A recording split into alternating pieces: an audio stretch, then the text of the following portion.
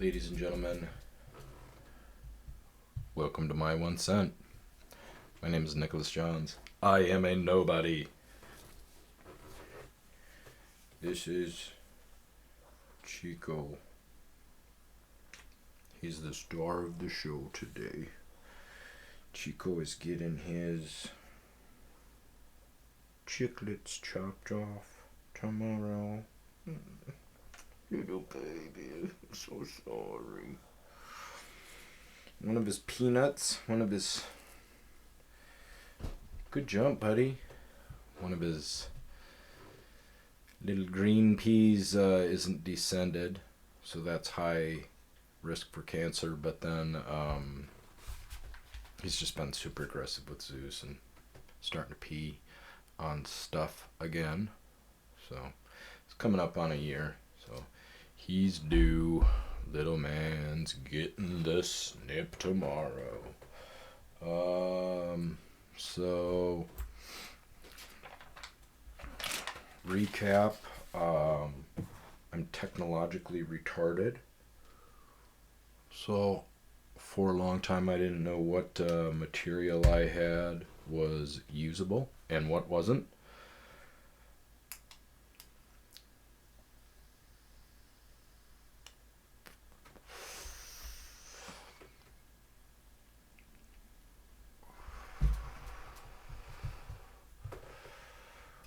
Way back in the day, I started ripping out a couple of podcasts that were really good. I thought really good. They were right at an hour. I went to stop the recording. Buddy, come on. Get on the couch. Oopja.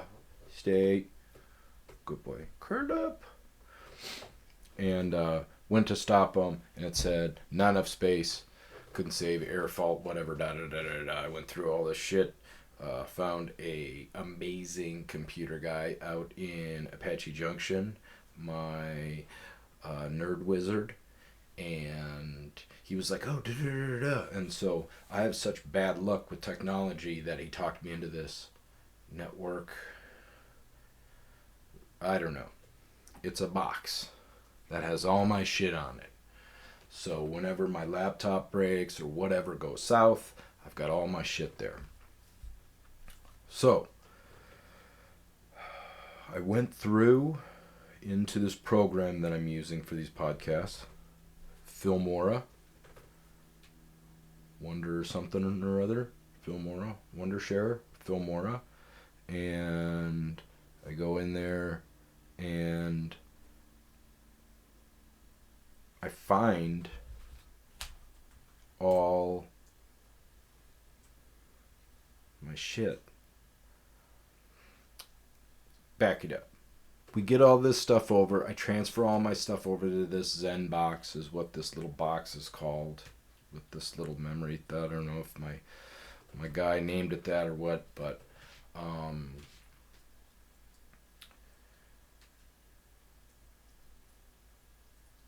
go to rip out another podcast, and I thought it was a really good one, and it wouldn't fucking save again. So I was like, what the hell? So I went digging all over the place. And found a folder in documents that had all of the previous Filmora stuff on it. Stuff that I didn't think was saved at all. And so I pulled it up. It all played. I transferred it over to the Zen box, deleted the stuff out of the documents, and then ripped out a halfway decent podcast. But then went to edit the stuff. I found out that all I had in the Zen box at that point was thumbnails. And I think what happened was I took all the footage. That document folder was kind of the stuff for the app. And when I moved it out of that app, it was like a bridge kind of thing to, I don't know. I'm a tech fucking idiot. But the good and bad news is I did find some old shit that will probably be usable. The bad news is I fucking deleted most of it again. So, but what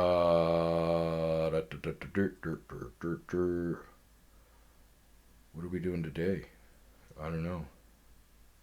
I'm an idiot. So, stuff that I thought before, credit card fraud, all that. I think I have usable footage. I did, however, encounter another problem when I uploaded my first project, and that was a bunch of copyright stuff because of the music I had playing in the background, which makes sense. So it said I was restricted in a territory because of a couple of songs and artists. The two artists that it was copyrighted with will probably be California type, which fuck it, they're not gonna dig my stuff anyways. Hence no music, and no big deal. I don't know why I did that anyways. I think it's just calming, helps me keep focused and centered for some reason. Oh my god, that reminds me of this fucking crazy Marine dude. Turning into a fucking crazy Marine. I gotta tell that story though. Crazy Marine. We gotta work that in somehow. Crazy Marine, Iowa story. The Iowa Crazy Marine story will be told. The other thing that made me think then, because of restrictions and stuff, is I don't know, can I smoke pot on the podcast? I know I talked about this before and I kind of wrote it down, but I didn't do any research, so I'm going to hide my co-star over here. Speaking of co-star.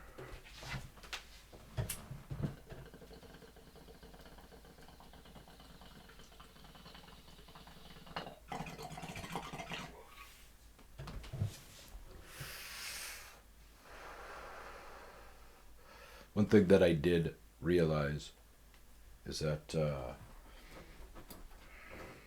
all of my shit is pretty much geared on my shitty dating and my horrible outlook on it.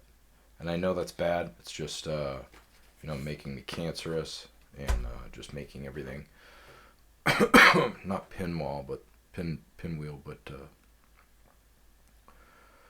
the hell is that called what's it called when the thing goes down the mountain? It catches. It's a snowball.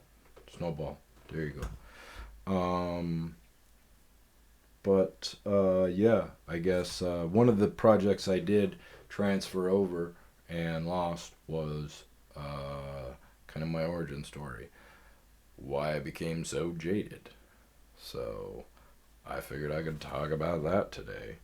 What else is going on? Oh yeah, my songs, the songs on there. Yeah. So it said it was restricted, but I don't know. That only says if I'm trying to be, the copyright thing would only be enforced if I was trying to monetize it, and I don't care. I'm not trying to make money. I'm just venting. No.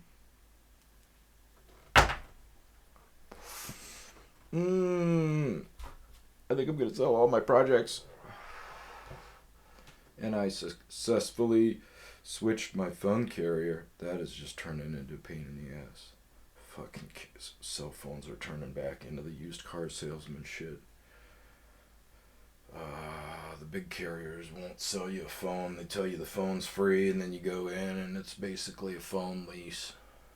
So I went to a bunch of different places where people told me, "Oh yeah, free phone." Da da da da. I saw a commercial on the gym, free phone. I'm like, drive in there. Fucking AT&T. AT&T might be the worst of them. Drive into AT&T and I'm like, no bullshit, man. Da da da da. I got the ringamaroo. I'm like the worst guy for fucking salesmen because I'm like, da da da. Let's cut through the back. That's not, and then I'll argue too because I saw him. So I'm like, that's not a free phone then. Oh yeah, it is. It's just you get the phone for free and then you sign up for a 3-year commitment, to be a member. And I'm like, well, how come this cheap phone, the membership only costs $8 a month, and then how come this super expensive phone, it costs, $34 a month. Last time I did that, I got the phone stolen right away. So I had to get another phone, so I was paying on 2 different phones. That's what started the great cell phone drama. I wonder if that shit is salvageable in my old podcast.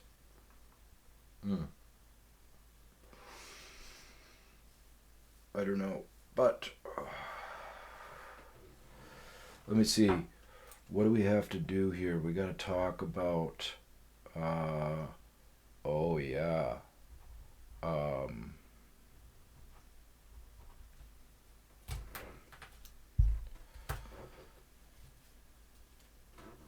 anything. A Sobel.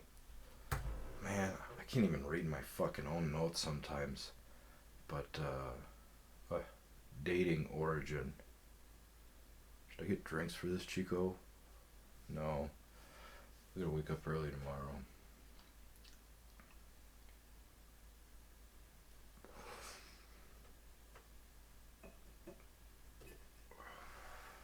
It is March 4th, by the way. Getting close to my birthday. My buddy invited me to Coyotes Red Wings game here. It's upcoming weekend for my birthday, so I'm looking forward to that. But my origin story, we talked about this. That's got to be on my old shit. Let's see. Can we sum it up? Can we do it quick? So going through my old shit, realized, man, I got a lot of dating stuff on there. Chico, you're one adorable son of a bitch. So, when I was younger, had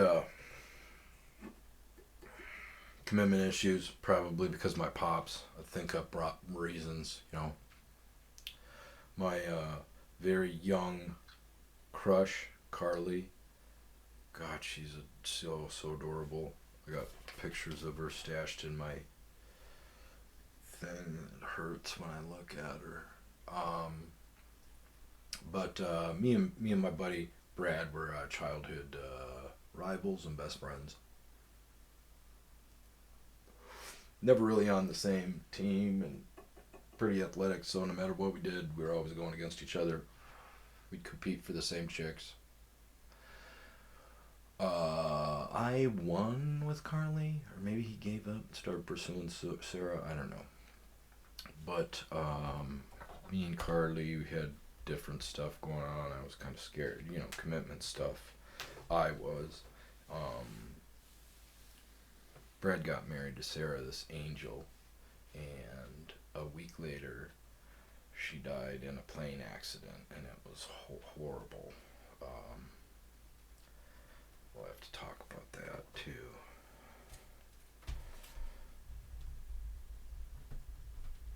But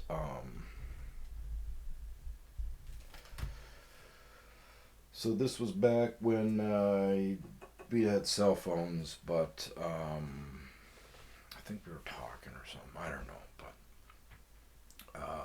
Brad and Carly, my crush, go on a cruise. Brad's parents bought him a ticket for this cruise, and man, I feel like I'm struggling without the music. Is that weird? I'm turning into the Iowa crazy guy. So Brad's parents, like I talked to Brad, and he's like, "Oh yeah, my parents bought me this cruise, blah blah blah." And I talked to Carly, and she's like, "Oh my God, you'll never guess, I'm going on this cruise with Brad." And Brad's parents bought him took him on the cruise to forget about stuff, and he's grieving, and Carly's there. I'm like, fuck, I know what's going to happen. So I wrote a letter to Carly, and I was like, hey, I know what happened, I don't blame you, I don't know if I heard back or not. I can't remember. But that left a mark on me. I didn't realize it at the time, but I'm sure it expounded my commitment issues that I had with my dad passing when I was a kid. But I went on to just break up with girls for the stupidest reasons. and some really great girls. Um, Candy. Candy was like the only girl that I kind of did wrong by. Well, I guess Nikki wasn't the best too either, but Nikki was like my college sweetheart. I guess I probably took advantage of her too. But uh, so Candy was like Candy I really liked, but I ended up moving back to Omaha, and my going away party, she was gone, and the server that I worked with, I forget her name, um, but my going away party, I got retarded drunk. We ran out of mixers at some point. I was at a house party with my buddy Josh, the singer songwriter of Poopy in My Pocket, which is still one of my favorite tunes. Um, but we were at my buddy's house party, Josh, and we ran out of mixers. And I've always had like this strange. I love milk. I've always had this strange fascination, and I love White Russians and stuff like that. But I've always had this strange fascination of like, is milk, okay, mixer. But we ran out of a bunch of mixers, and the next day Josh got up and like super hungover, took a huge chug of the milk, and I fucking put alcohol in it. I'm not entirely sure. I don't remember it because I was retarded drunk. But as soon as he was like, and then I was like, oh fuck. He's like, somebody put vodka, just like fucking gin or some. What the fuck is in there? I'm like, oh my god, that was me. Yeah. But so anyways, we're at this house party, and I just get retarded drunk, and there was this other server there that kind of had the hots for me, and she took it as an opportunity that Candy was gone, and went after me, and I tried to stay away from her. I was even hiding in a fucking closet, and she came in and started kind of undressing me, and I guess we had sex, but I ended up running out of there. Everybody thought I was streaking and having fun, but I was trying to get out of there. And I guess you don't realize it when it happens because you're a dude and you're like, sex is, whatever. But I got raped, I mean, my thing worked, I guess, because we did have sex, or maybe we didn't. I don't know. But next day, the server had a guilt trip and had to tell Candy, you know. So I heard about that when I was driving to Omaha. Candy's dad is fucking monster. So I don't think I'm welcome back in Burnsville. But had 3 girls that I cared about, and it turned out I was the side piece. They had lied to me about the relationship that they were in. And I was the girl was just so fucking smooth. Heather. And I should have known about it. We were partying one night, the first night we were partying, and I've always had a type, this kind of mousy, brown haired, brown eyed, next door girl type, and she was a server, and I've always been a firm believer of don't shit where you eat, don't fool around with your staff. I was manager, so but she was the first one that I waived that rule for, and it got bad. But that one hurt, and that I should have known, because the first night, not the first night, but like when we very first started hanging out, I was driving around drunk, and we're driving back to my cottage hangout, my cottage place where I lived. It's up in Detroit Lakes, Minnesota, and had this awesome spot right on the lake. But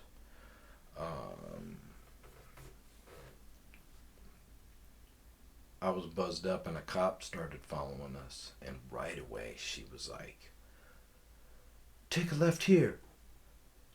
Take a right here. Turn into this driveway. Now get out and grab the bag in the back. Pop the hatch. Kill the lights. I was like, fucking damn, this chick's awesome. We like got out and we started grabbing our stuff, and cop slowed down and took off. But yeah, so she had this dude that I guess she was seeing the whole time. She told me he broke up. You know, they broke up, but I guess they didn't.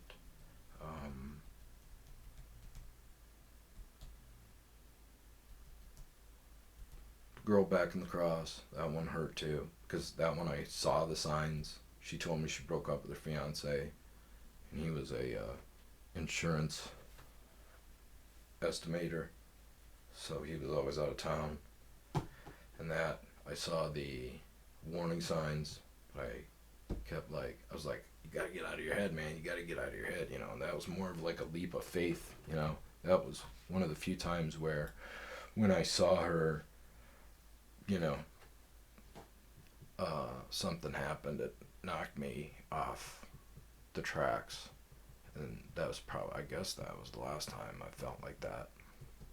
But, I suppose that's probably the fact that I've given up. But that was the most recent one. That one hurt. Yeah, so I've had a couple of girls that I've cared about that have lied to me about their relationships. I've been side-pieced, didn't know it, and kind of figured that was my karma for the way that I treated girls before when I was younger. I didn't really lie to them. I when I was in the Navy, I used to lie about my name, but ever since, after that, I didn't lie to them at all, because I found out that it was more of a challenge to them that I've never had a girlfriend. So, but I guess, you know, I mean, enough is enough, for God's sakes. Now I'm just getting fucking screamed at left and right. Bumble, the female has to initiate contact, so I will match with girls and then get unmatched so fucking quick. And the few that will stay matched and comment are fucking mean. Keep ripping on my receding hairline. I didn't even know it until that one chick. This one chick I matched on a dating app, and then gave her my number, and something happened where we unmatched or whatever, and she saved my number for like fucking months and months, and like wrote down insults, and then pretended to accidentally text me. She was like, "Hey Dave," and I'm like, "Nope, not Dave, sorry, da da da da." And then it progressed to like, she started throwing out these insults that she had saved up. She was like, "You failed actor, fucking blah blah blah. You want to be, your life aspiration is to be homeless." I'm like, oh my god, this is all shit stuff that she remembers from like 6 months ago. Because my goal is to travel the country in a solar powered RV and write and work on my projects. And I want to buy a spot down here and buy, you know, land up in the Midwest too, and then just basically camp and fucking roll around the country and eventually end up down in Mexico. But you know, she was just do boom boom, just throwing shit out there. Most recently, a girl on Bumble initiated contact with me with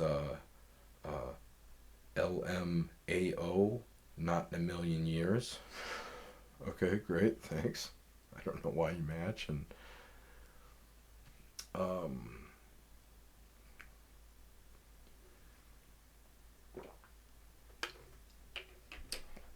another girl said, "What makes you think that I would ever go out with you?" And then "you" is in capital letters. And I was a dick, so I was like, "You wear too much makeup, you're like 10 pounds overweight," you know, and then unmatched her. But I'm just defeated. I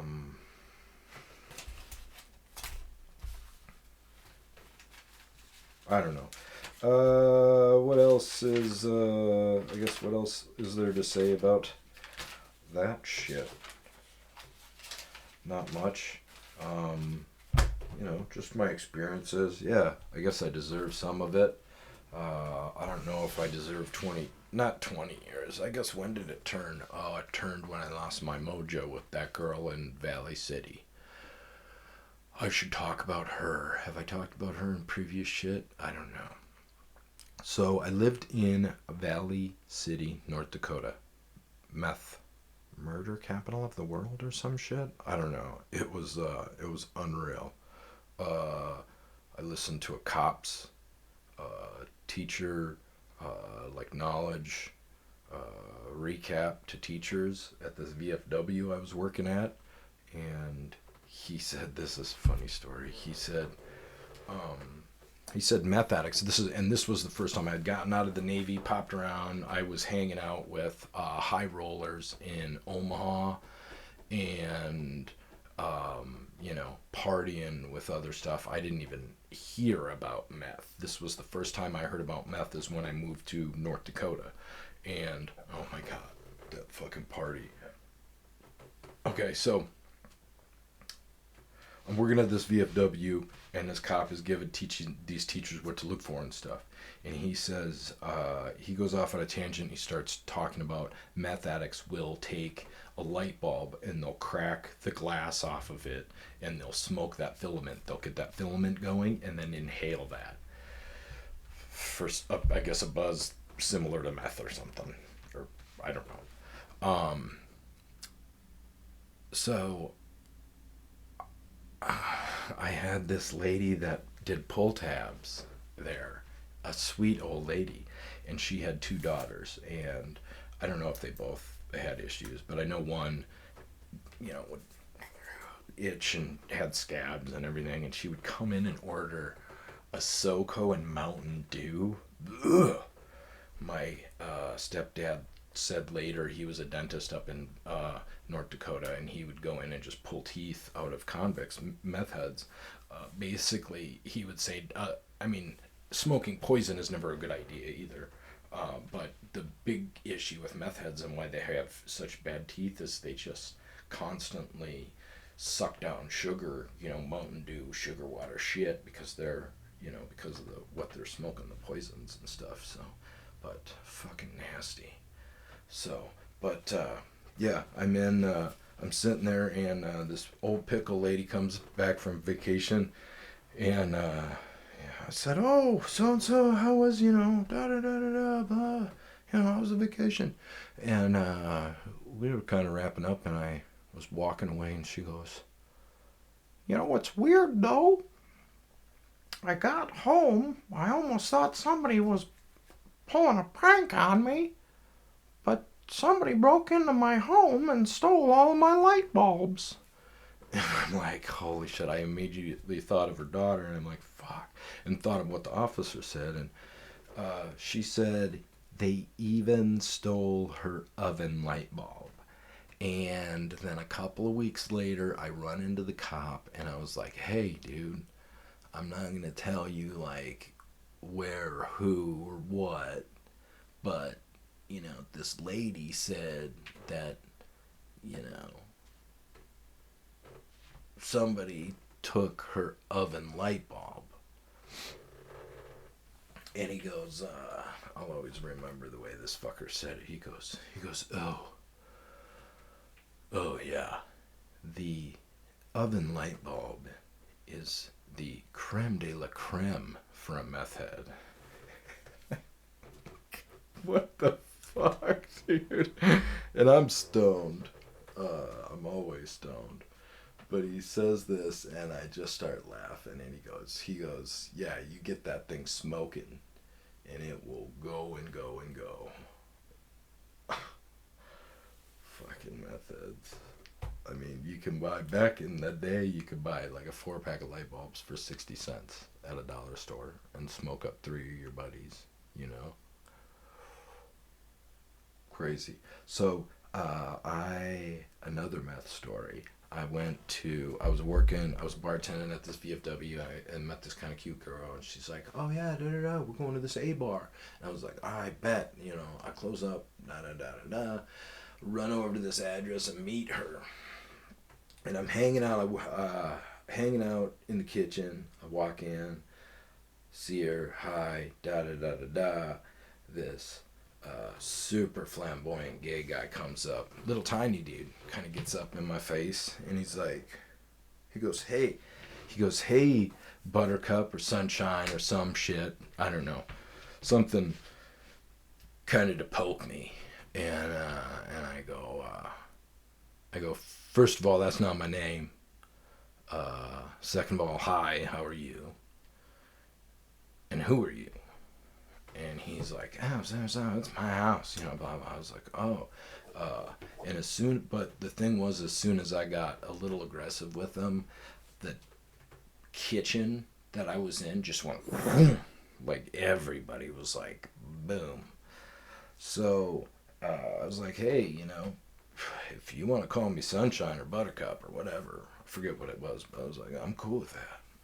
And I go, yeah, so, I'm bartending, talk to somebody, after bar, blah, blah, blah.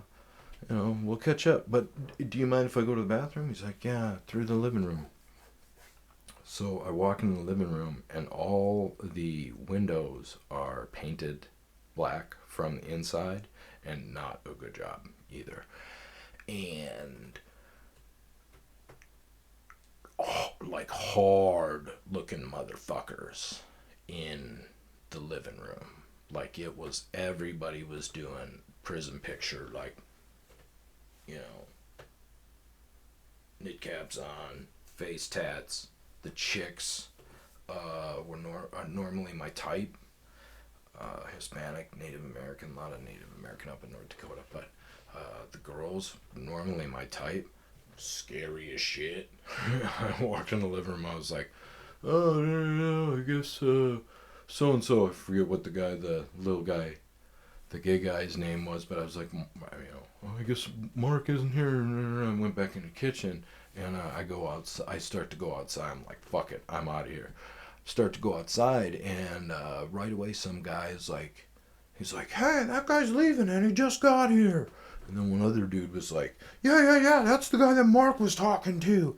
And boom, they circled up around me again, and I was like, and then Mark was there, and I go, dude, I am the bathroom. I just talked to you, bro.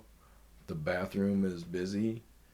I was just gonna go outside and piss. No offense, I'm not gonna pee like on your house or whatever. He's like, oh yeah, it's cool, Buttercup. We'll see you when you come back in. Fucking got out of there. I was like, peace. Fucking out of here. I've been in a lot of fucked up situations. That was the weirdest. Side note, about 5 minutes later, the girl came running down the street and was like, that's fucked up. I was like, yeah, we should go hang out at my place. So it did work.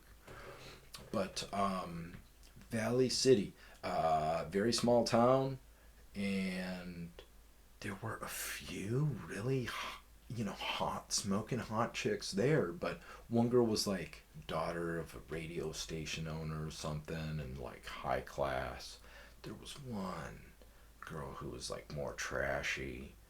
I think she had kids. Maybe I'd seen her with kids or whatever, but I'm a sucker for brown eyes, and she was one of the rare blonde haired, brown eyed girls, and tiny, and so hot. And I lived there for a while, and she never really gave me the time of day when I'd see her out or wherever. And I was bartending at this one spot, a different spot from the VFW, and this couple comes in, and they start talking, da-da-da-da-da-da-da. What? Oh, you gotta be beating up the girls. I go, nah, I've never had a girlfriend, blah, blah, blah. They go, oh my God, you would love this girl, so-and-so, and I forget what her name is. But they start describing her, and I'm like, oh my God, I think that's the, I think I had a nickname for her, cutie, cute. I forget, but I'm like, oh, that's cutie patooties.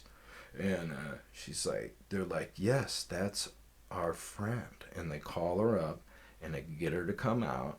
And so, housing her drinks all night.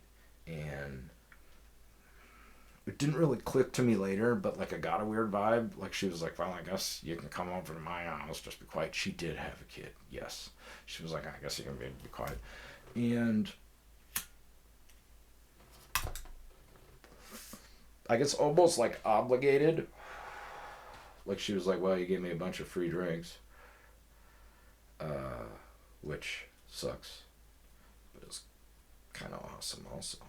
But the ending sucked. So, but kind of obligated. So we went back to her place, and we were kind of outside on the patio, and she was chewing gum, like she just didn't give a fuck, and let me have sex with her. It was not enjoyable for her. She could have been reading a fucking paper. And like leaving her place, I was like, oh my god, this is the feel. I knew, like, not used, but I was like, I'm meaningless. I knew I was never going to talk to her again.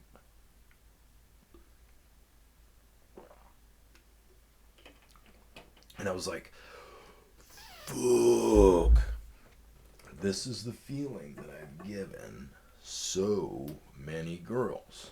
Because I was a slut, too. That was another thing that I didn't mention that I should have. Was karma was paying me back for being a slut and a douchebag. Slutty douchebag. Call me Joey. My friends was hot at the time when I was in the Navy. I'd tell people my name was Joey. Joe. But you call me Joey. And my other move was I would forget their name.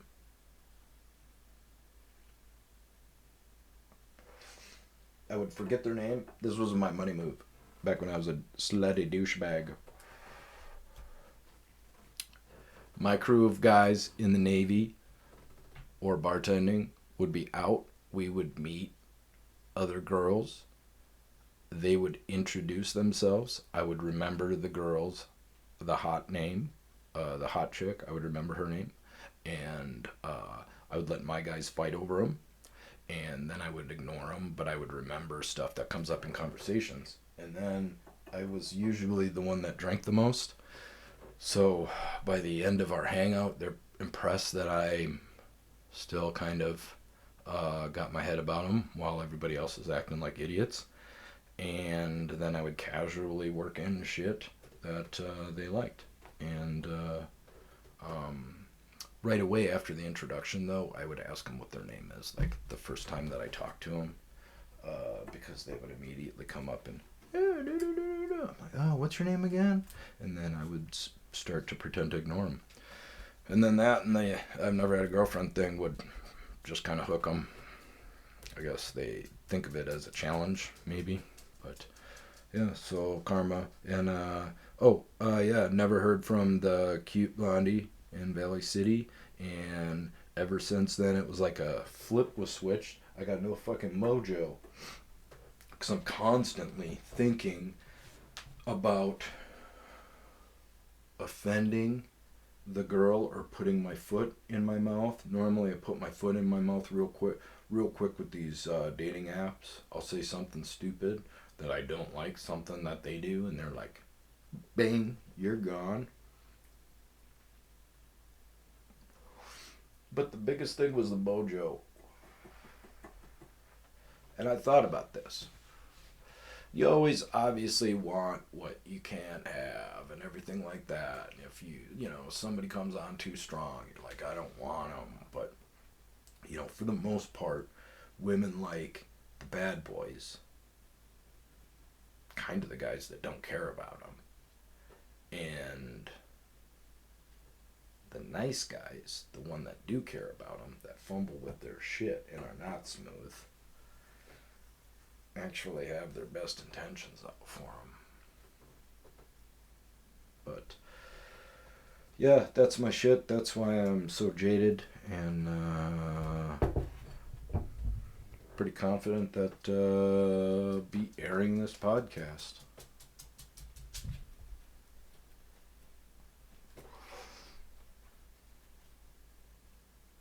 Once again,